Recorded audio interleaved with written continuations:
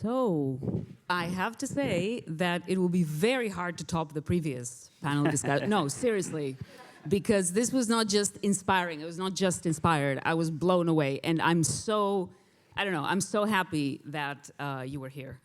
I used to be a teacher. You remind me of my students, and I'm very proud. But, yeah, we are here with some other people. So we're here at the other end. We are the people that you aspire to be, or one day you will be. The way that we've thought about this shared responsibility, I looked to a recent OECD report. It was 2 days ago. It's about how are children in the digital age. And the report highlights 4 pillars, each one being the different stakeholders, so the different people that might be responsible. We have the EdTech developers who make the solutions, we have the policymakers who make the rules, we have the schools and educators who teach the children, and then we have the students, the children who have to live in this world. And this is something that came up also from our panelists. It's just one world. There's no real world and digital world. It's just the world. So for these digital natives, it's very important to understand that this is what they're living in. So what we have here are representatives from the EdTech industry, and we're going to see how they can work with all the other groups, what they can provide and what the other groups can provide to them to promote digital well-being. So I will be calling on stage in alphabetical order, Dee Bradshaw, Western Europe Director in the education sector for Microsoft, Ruben Cammaerts, Vice President of Smart Technologies, Marie-Claire Certiat, Program Director at Airbus Foundation, and Roberto Rosaschino from Acer. Please take your seats.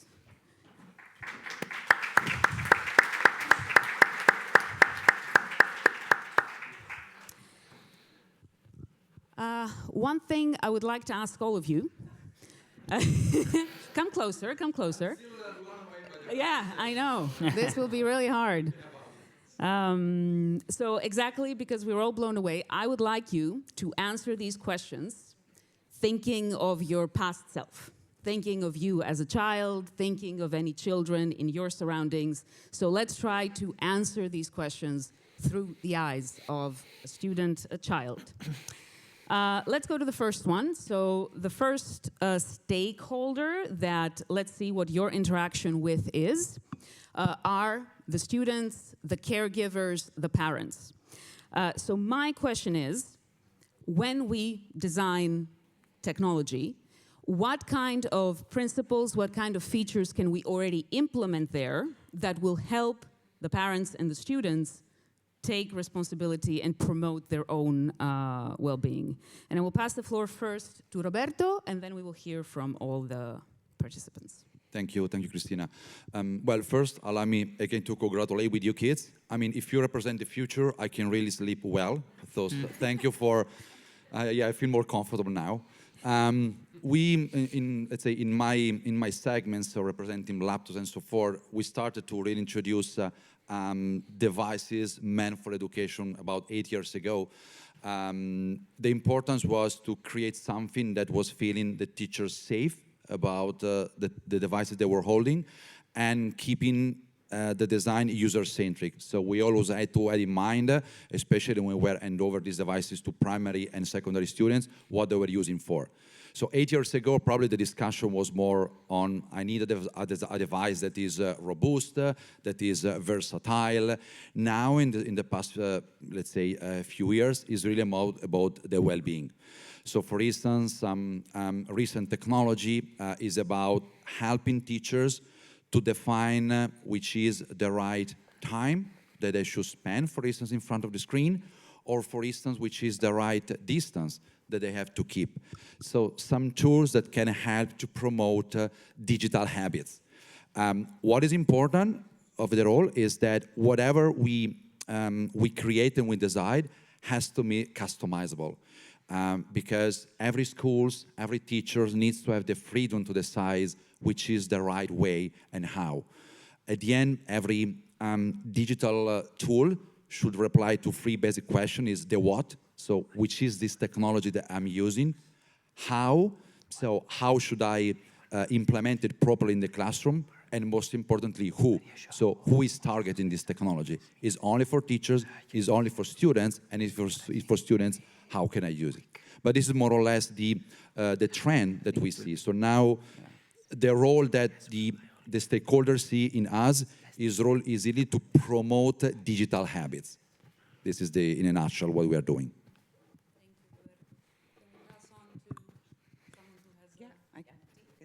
So to our previous panelists, muito obrigada. I'm very impressed. You're a hard act to follow. So I think from our perspective at Microsoft, we kind of look at, there's different cohorts within education as well. So when we're looking at the institutions, there was a guy that came in to talk to sellers in Microsoft, and he used to talk about, well, if you fail to plan, you plan to fail. He was American, so they like short. And there's a lot of truth in that, and especially when we're rolling out any digital transformation or AI transformation, it's very important that we have a plan. So I think the first thing when we're looking at it at an institutional level, the plan on readiness or change management, which effectively is what a lot of the digital transformation journey is pivoting on, is looking at the people and how do we engage readiness for people, and that's looking at, within the administration, also the educators, because educators are there to realize the potential of the students. The tech curiosity within the educators also varies, and we need to recognize that and make sure that we're enabling people to have that readiness that is right-sized for where they are on that journey. And then finally, the cloud. So the institution is also looking at, Marta, you made the point about data and data classification and looking at how the cloud infrastructure is set up to make sure that the data that people are accessing and their own data is safe. So those are kind of 3 pillars in the planning piece. Then AI, and I think we touched about, and I will walk away with this conversation in my head about whether it's the digital well-being or digital well-being is a subset of well-being, because it's so intermingled. But all of the elements that we have in the real world, to coin the phrase that you guys referenced, is also so pivotal in the digital world. So looking at ethics, looking at how we interact with each other, looking at civility, be it online or in the real world, is important. So having those literacy skills and those readiness skills are also elements that we focus on in terms of helping to advocate for AI. And then finally, the benefits for equitable learning, so within the schools. And this is something that I think is a real booster that AI can bring in terms of helping people tap into their potential. We talk about how building confidence, that students don't feel judged if they need to ask the question a couple of times because they didn't quite get it, or someone like me who can be very verbose that sometimes needs help to write a very succinct email. But then you look at equitable learning across neurodiverse challenged people as well. So I have a nephew who's been recently, I would say, identified as autistic. I don't like to say diagnosed because he has many superpowers. But the ability to comprehend long text is more challenging for people with some neurodiverse challenges.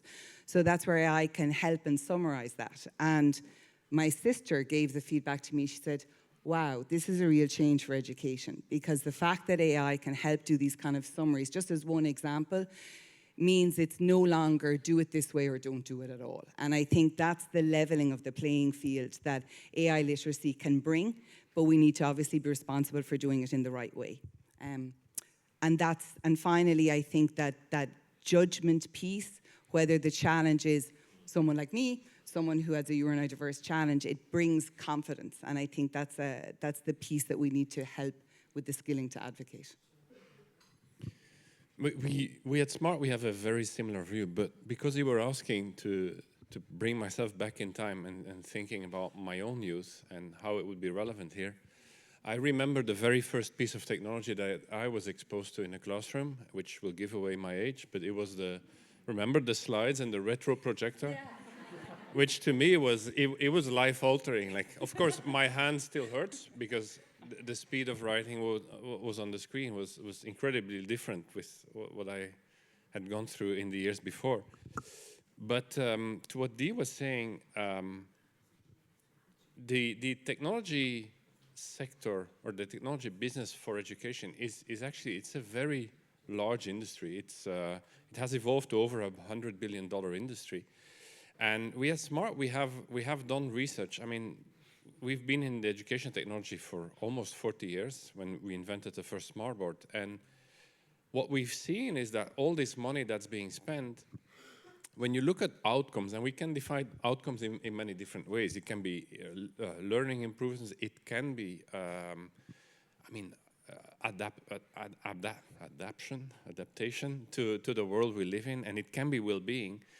But if you look at that, the results over those decades of investments, they're very, very flat. So teaching hasn't really changed. We see technology is very often being used as a substitution for what was existing before. And of course, as a technology company, it's very difficult to accept that. So what we found when looking more detailed at the research, and the research is coming from UNICEF, OECD, the World Bank, is that there is actually a good way and a bad way. It's very black and white of implementing technology. And you said it really well. It has to start with vision, and it has to start with teaching practices. And those are really relevant for the subject we're having here today, because what we see in reality is very often, I think you said it, yeah, people say, oh yeah, we need to have laptops or tablets. Yes, okay. Let's not start with that. Let's start with what we're trying to achieve. What are the playing conditions? How are we going to protect our students? How are we going to deal with that? How are we going to upskill and train our teachers and overcome, I would say, that digital hurdle that might exist for others? And if you do it in the right order, technology can be extremely effective, can be very safe, and can help with well-being. But from my experience, most projects globally go the other way around. And that's why we see that technology so far doesn't have the outcome we've had, and might create an environment for young students that isn't as good as it could be. Is this one working? Yeah. Okay. So I'm really impressed by your presentations, and you have the luck to be in schools like one of you mentioned that can give you this opportunity to become a digital leader, to become an ambassador of BIC. But we should not forget that it's not the case everywhere, in every country, or even in every school of your country. So this is why developing information, content to support this evolution is really important.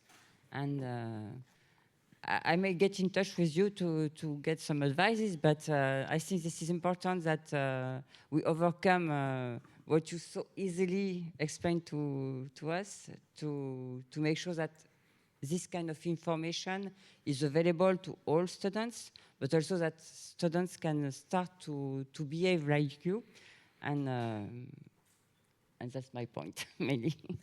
I actually think this is a very good point, that very often we don't ask the people that should be asked about what is useful to them, or what could help them. And I do remember this from my school, that our students, our teachers were trying to do the best for the students. They were making decisions, but they never asked, is this relevant to you? Is this useful to you? So that's a very good point. Do go to them. And since I was talking about schools, we're now going to go to the second stakeholder, which is the educators and the schools. And very often, even here, they are the ones at the forefront. They are the ones teaching. They have to do all the things. There are pages and pages of frameworks and reports that they have to take into account. And it's not always easy. So what can the industry do to work together with teachers, not only give them the famous capacity building and professional development, but actually make sure that they benefit from it and they create those feedback loops that can help develop better products. So here I'm going to start with Dee, actually. Yeah, and I think it's very easy for tech to get super excited about what our products can do and tell you that it's the answer. It doesn't matter what the question is, it's the answer. And yes, there's a lot of things that the products can do or the solutions can provide in terms of saving time, doing lesson planning, and we have, you know, demonstrated insights on that, on you know, weekly savings. But I think in order to really get the right answer, we have to listen first. So I think going in and sitting down, and again, it's back to the plan. It's looking at what are the goals that the school or the organization wants to achieve. So what is, for example, the school charter? And looking and sitting down, how do we build out that implementation or deployment plan along with, so we work quite heavily with local partners as well. So working with the solution partners in conjunction with the school to recognize, what do you want to use our products for? Because the technology is only a vehicle to realize whatever you want to achieve. But actually, I think, Martha, you might have given me homework again, because we definitely pat ourselves on the back that we have the conversations with the schools, but maybe it's actually worth expanding the cohort to also include some students that are leveraging the digital solutions that we're recommending, to understand what your feedback is in terms of what you would like it to do. Because I think it was Inez, sorry if I got your name wrong, but you were saying, use us because we're not just consuming it, we're living it. And I think that's a generational difference that we also need to recognize. So one would be that. And then the second thing I think is we do have a lot of online tools and skilling initiatives. So I think, and I mean this as respectfully as possible, but the evolution in digital transformation and AI is so agile that there is a little bit of a protagonist in your own progression as well. So there is a need for people to also to access the online skilling initiatives that are definitely invested in and made available by people like Microsoft and other entities as well. And I think that protagonist role is important. But then on top of that, what we look to do is also building that community, because whatever AI can do for you as an individual, we still learn, work with, for people. And I think where we bring cohorts of teachers or educators together in communities, whether it is to explore a new technology, to stress test it in terms of whether it really is right-sized, but also leveraging best practice sharing across the community. And for me, in a Western Europe role, there's also the opportunity to leverage, like you did with the Finnish example, that leveraging from others as well, because why build from scratch? If you can build on the brilliance of others, then why not? It makes us more agile again. So I think those are the areas that I would say that we're touching on across those kind of three gambits. I would like to quote the words of Louis, right? That you were given as a recommendation to observe, learn, and grow in particular. It's true what you say, Dee, that every time we have a new technology, we think, wow, it's fantastic. But also we have to acknowledge that maybe we have schools that they just learn how to use the previous technology, that we come with a new one. So it's always complicated. So first we have to observe when it comes to introduce something new, which are the countries, territories, environment can be more receptive. And then how we are learning, implementing, for instance, pilot. Pilot is a good example on direct practices from school to understand, is this technology really useful? Which are the outcomes? What do we have to fine-tune? So this learning is essential. And then how we are achieving the growth is really making the practice spread. So either with blogs or with events, is really important to bring these practices to the audience, similar to what the students have done before. And it's something that we are doing, Microsoft is doing, but there is one stakeholder that is also fundamental. A stakeholder that, at least for our experience, is really working daily with schools to go through the digital transformation that is represented by the education resellers. These are those that are actually not only delivering the technology, but they're helping schools to create a plan. And also they have this holistic approach, so we're able to provide not only technology, but also furnitures. That is another important element, part of the well-being. So their role is really pivotal to supporting school in going through the digital transformation. And this is the type of stakeholder we're really collaborating closely, that are really bridging not the gap, but they're really bridging the information between student needs and problems or challenges versus what the edtech industry can help to achieve and to cope with these challenges. Thank you. To me, it is pretty obvious that we do have a responsibility as an industry, but the teacher is always going to be the center of everything. And I think as an industry, we have the responsibility to build solutions. I always like to say where we make the technology disappear. It has to become as intuitive as possible, because we do have a responsibility to train the education community. I strongly believe our responsibility is not to train how to switch something on and switch something off. It's really about how can the technology be deployed and used successfully.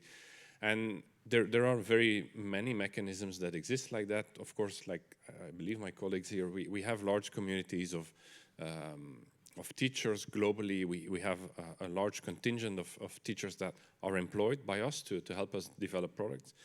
What we have found, this is really interesting, what we have found is that there is always a rule of three. If you really want any behavioral change, especially using technology in a school, there's a rule of three. If you can start with 3 teachers in general, 3 teachers or 3 students, I mean, we saw 5, but you saw the impact they can have. They are usually really good at starting a wildfire, I would say. It's like the Kindle, just to start a bigger fire. And once you start changing the mind of a few people, it actually spreads. And I think you guys, you live in this world where digitally that gets accelerated even more. So that is very important for us. And we spend a lot of time and energy and resource on that. What we find though, and I think this is a call to everybody in the room, this is very rarely or never rewarded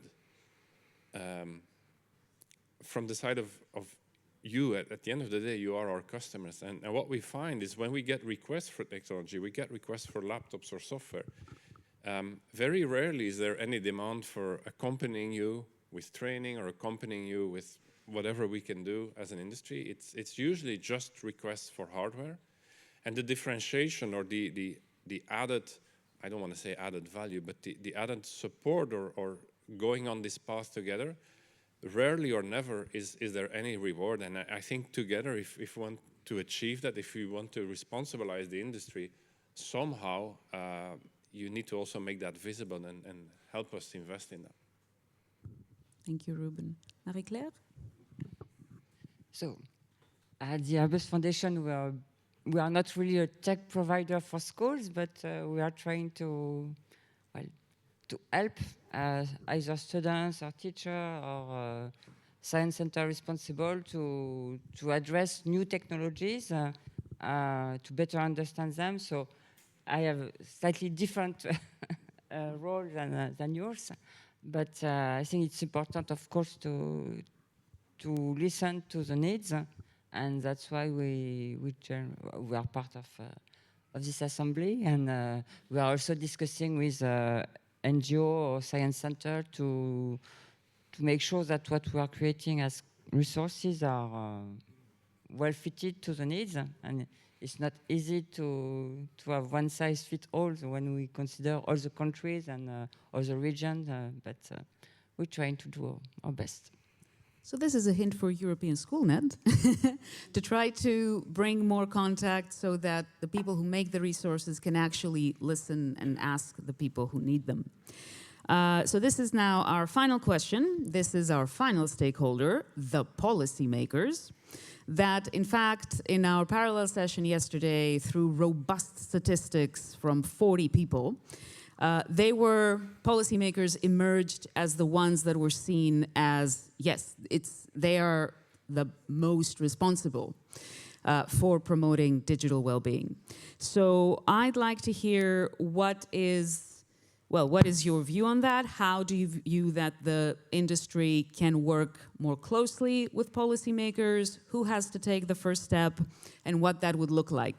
For this one, I'm going to ask Ruben first. Yeah, and that is a very intriguing and probably very complex question, because there's many fields or many layers, and we have to peel the onion. First of all, let me start with my experience over the last 2 days. I found it eye-opening. I myself have 2 daughters. I mean, one is 18 years old, the other one is 22. You cannot believe the difference in the world they live in, right? So the 18-year-old is, I think, she lives in a world much closer to yours, while the 22-year-old lives in a world much closer to mine. And somehow that seems to be the age range where that big shift has happened. But she doesn't make that distinction between digital world and real world. It's just her world. I almost want to call out, like, why do we call it digital well-being? The fact that we call it digital almost makes it less important. And I have personally lived through the experience of bullying and cyberbullying, but it wasn't pure cyberbullying. I mean, it was all related, and it became the real world. And so I really acknowledge the responsibility of the industry to help with this, to help prevent or to help make the solutions better so that we can deal with situations like this. My experience over the last 48 hours is that I have learned so much. What I've also found is that we still haven't reached any consensus, I think. And for the industry, that makes it very difficult to understand in which way we need to develop. And yes, we have our responsibility. We need to be a part of it. You have 3 representatives. I think in total we're 10 representatives here. The reality is that there's hundreds of companies working in the edtech sector, and I don't see all of them here. So is there a way to bring more companies together? As I said, I do believe you have a role to play by rewarding the behavior that you like. It's kind of like teaching. If there is no requirements for digital well-being, it will be very difficult for companies like us to meet any requirement that isn't available. And the best way to do that is through legislation. I'm absolutely not advocating for more legislation, but I'm advocating for clarity. And legislation has helped us to build products that are now more recyclable, that aren't emitting signals, that are so many other things. If we believe well-being or digital well-being is important, and there's no discussion on that, legislation for me is an absolute requirement so that we even the playing field, and we as a technology industry can invest more in that. If I can add to that, because I think I totally agree with your point. I think, and why I would pivot on legislation is because I think political movements can change focus. And I think that if we have the opportunity, because I think all our companies probably engage with policymakers, ministerial entities in terms of policy making, and we engage well because that helps also to build trust. But I think on the longer term, and the AI journey is a longer one, that we also need to see perhaps how entities like ours could co-create on curriculum with policymakers that then is governed by a legislation that ensures a more predictable pathway, because then it cascades down from the policymakers to the institutions, to the educators, and to the students that we serve, because that's our role in the industry. So I think it would give a little bit of, I agree, it would give consistency and transparency, and I think that is going to be the greatest accelerator to empower as opposed to expose people in digital well-being. Thank you, Dee. Roberto? Yeah, echoing also what Ruben said. I mean, before being, working for a private company, we are also parents. So in my case, my daughter are 6 and 12. So other 2 very challenging years. So yeah, I know. The worst is yet to come, I know. But with the 12, the first year of secondary school was good enough, let's say. But indeed, it's something that really gives me even more passion about what I'm doing. So for me, it's fundamental. And the things that I really don't like is when technology is used in the bad way. So it's really important because otherwise the benefit are not present anymore. Something that we are doing here, so EdTech partners, policymaker, is the best start to go in the direction of creating synergies. I remember, Tommaso, that Some years ago, this event was only for industry partners. By the moment you open up to policymakers, this for me has been a game changer. So thank you for that, for this vision, because indeed it truly gave a lot of benefit. And this is something that I've also experienced in other part of my job at Acer. So I'm also taking care of sustainability. And for the first time, I witnessed this round table where myself, including our competitors, were sitting on a round table. Because the importance of sustainability is so huge that it's easy to bring all the different EdTech players at the same table. And currently, there are a consortium of industry partners that are close in collaboration with the European Commission in order to give them advice and recommendation on how to fine-tune the differences policies when it comes to sustainability. There are really a lot, in this period. I really would love to see something similar when it comes also to digital well-being or well-being in a digital education.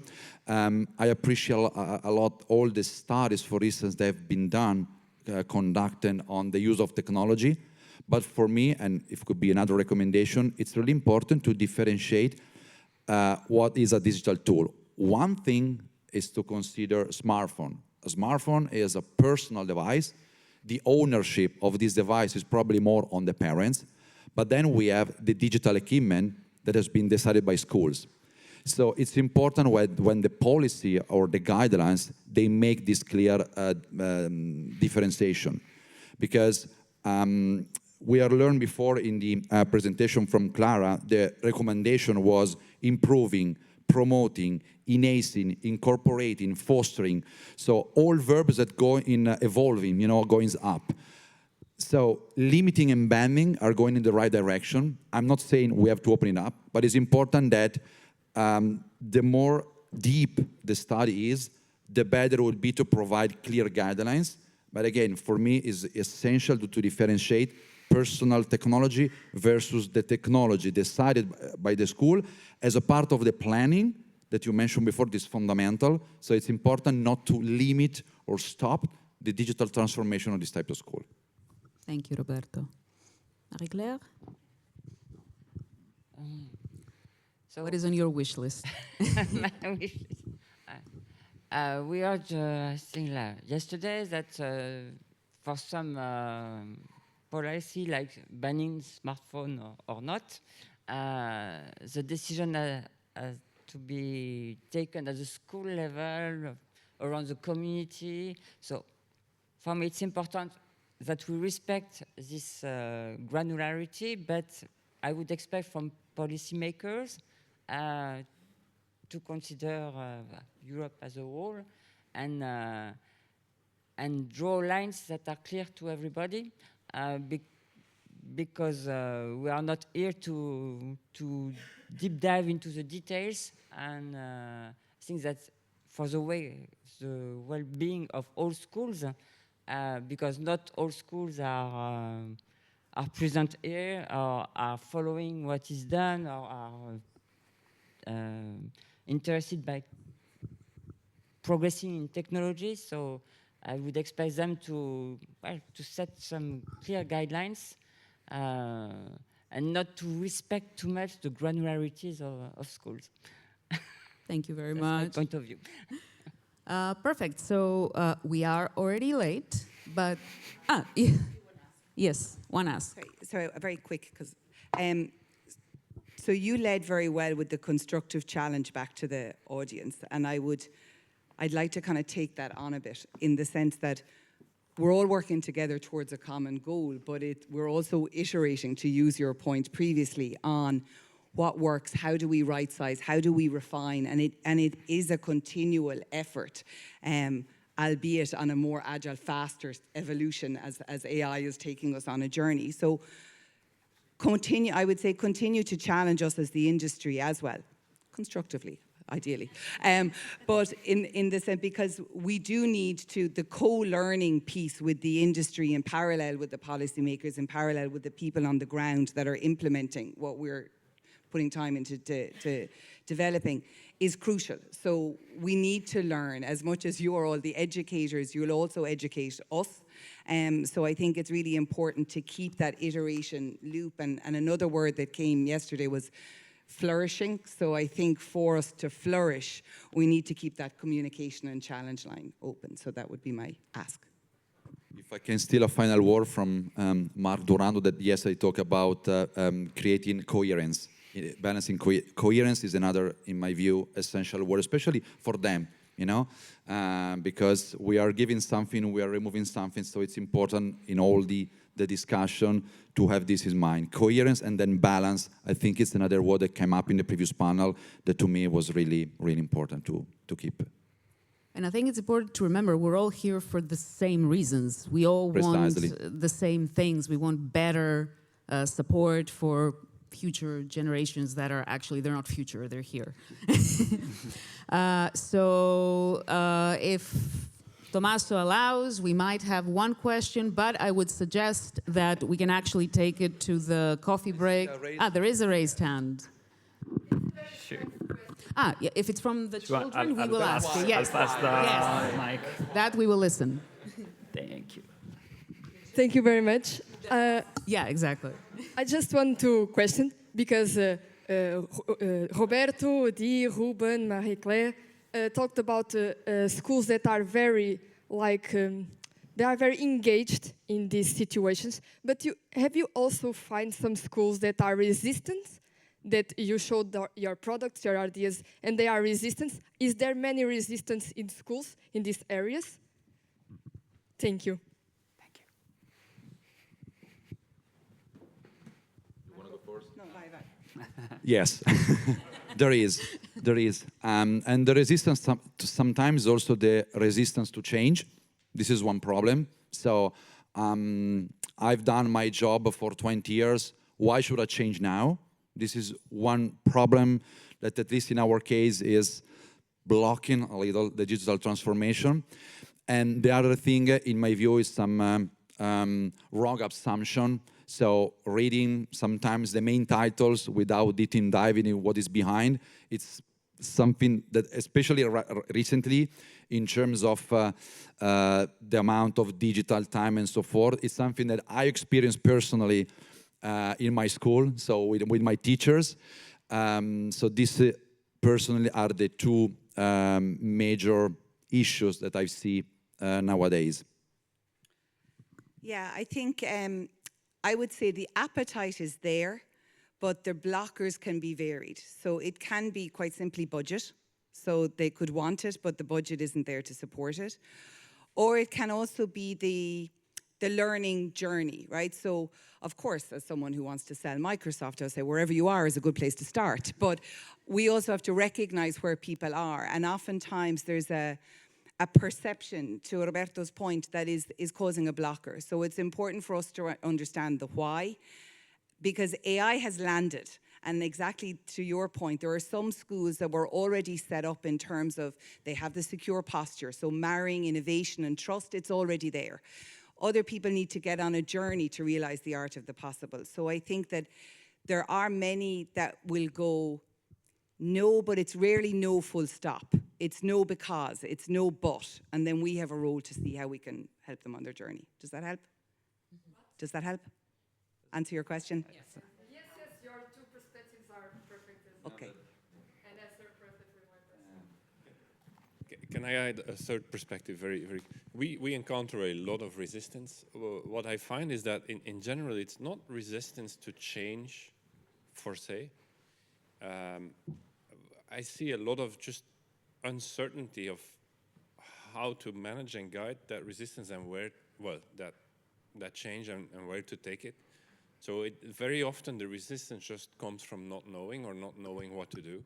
And there is a clear need to remove the fear and also to have guidelines that are simple, straightforward, and go in one direction or just a few directions. Step by step. Very good. Sometimes the lack of time and also the lack of the IT support is also another block. You know, I try something new, but then who is going to help me? In many cases, in many situations, there is no an IT person in the school, and this is another thing that can delay the implementation.